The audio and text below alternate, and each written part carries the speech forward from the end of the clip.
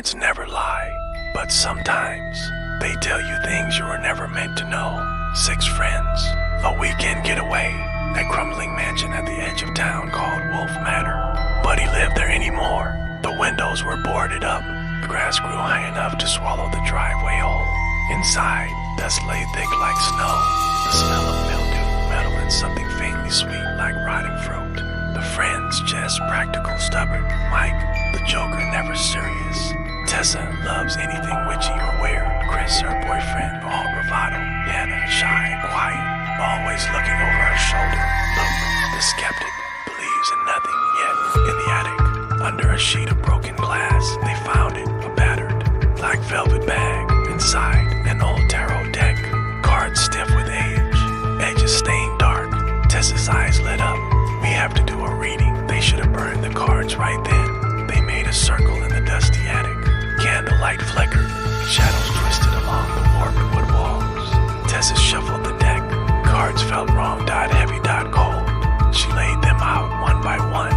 First card, the fool, upside down. Second, the tower cracked and burned. Third, death, but the figure wore a face that looked almost familiar.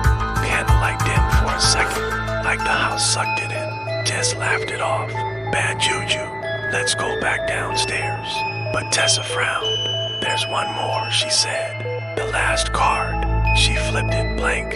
No symbol, no name. Just a black smear like a fingerprint burned into the paper. Everyone felt it. A sudden cold, sharp as broken glass. The candle snuffed itself out.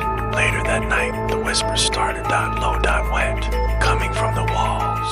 Luke thought it was the wind, until he saw footprints, muddy, bare footprints leading from the attic to the living room.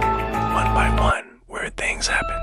Mike found his phone buzzing nonstop, even though it was dead.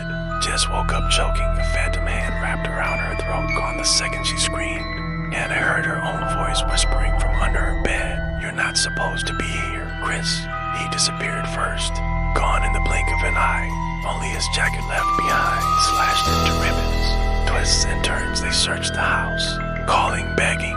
The attic door was open again.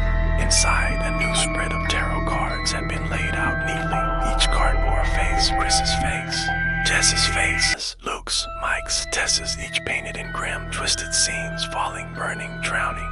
The last card was still blank, waiting. The house shook. The boards moaned like dying animals. The figure stepped from the shadows. It wore the fool's mask, a stretched, cracked jester face, but its hands were long and black. Dragging across the floorboards, it pointed at Mike. He didn't even have time to run. A scream tore through the attic, short, sharp, and Mike crumpled to the ground. Eyes open, mouth moving, no sound. His body turned to dust. The fool turned its cracked grin toward the others, panic, sprinting through the house. Doors slammed shut on their own. Windows barred by something heavy and invisible. Jess grabbed Tessa. The cards. We have to undo it. Tessa shook her head, tears in her eyes. There's no undoing it. The last card is drawn. Hannah was next, dragged into the floor by shadowy hands, screaming Jess's name until she was swallowed whole. The house twisted around them, rooms melting into each other. Finally, Jess and Luke reached the attic again. The deck sat waiting. One card left, still blank. Bull waited just beyond the circle of salt jester around them. Jess grabbed the deck, screamed, "I don't accept it. I won't." The black card writhed in her hands. Words scrawled across its surface in blood. You never had a choice. Buffalo lunged. Jess flung the deck into the fire. The flames roared black. Full screeched, a sound like every nightmare you've ever forgotten. And the house began to collapse.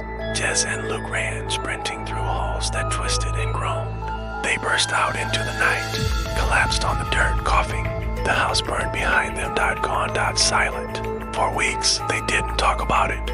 Moved to different cities, different lives. Tried to forget, tried.